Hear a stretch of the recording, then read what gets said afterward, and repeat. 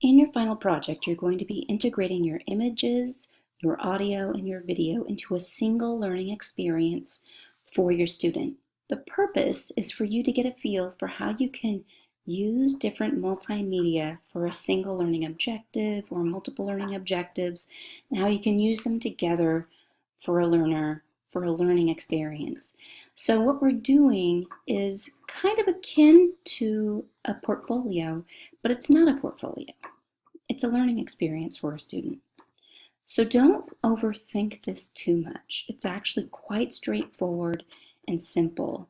You're not creating new video, you're not creating new audio, you're not creating new images unless you want to. It can be as simple as something like this. Let's go to the sample. Wait for it to load. And here you'll see a simple page about eagles. You've got an introduction to the student, you've got your video, you've got your audio, you've got your images. Now the audio is lacking some of the requirements that we need in your audio that you had in Module 3. But that aside, here you can see this is a sample final project. It's pretty simple and straightforward. But what I want you to do, it's less about the end product and more about I want you to be thinking about how you can use things together for a single purpose. So this is the most simple type of final project. You're going to put all three elements together, especially if they're on the same topic. They need to be all on the same topic. And you're going to be walking your students through step by step how they're thinking about this. This is the most simple and straightforward final project that you'll probably see. If you want to go more complex, let's look at another example. You might choose to maybe embed your audio and video into something like an interactive, an H5P, for example. Let's take a look.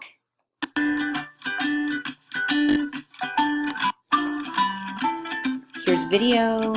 At the beginning you might have some images. You might have your video in here where you then stop. And then you ask questions. Here you ask questions that are, maybe you stop your video at a certain point in time and ask the user a question. Again, this is not required. I'm showing you an idea of how you can, rather than just simply put it all on a page, you can embed them all within what's called a learning object, an interactive learning object. So here's one example.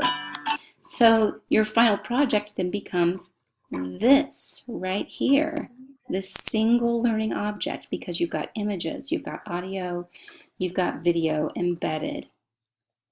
Because maybe you used your audio inside of your video, and you used images inside of your video as well in your interactives.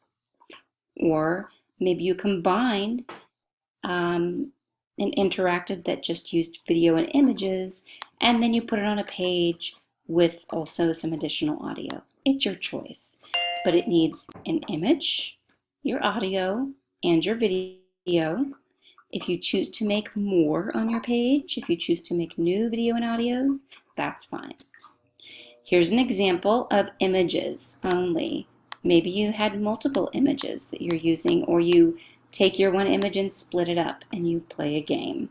Now this doesn't actually integrate image and audio and video, but I'm showing this as an example that you could put on your final project. Again, this is going above and beyond the very, very basic requirements here. Here's another example. Audio, image, video, but a more fleshed out version is right here.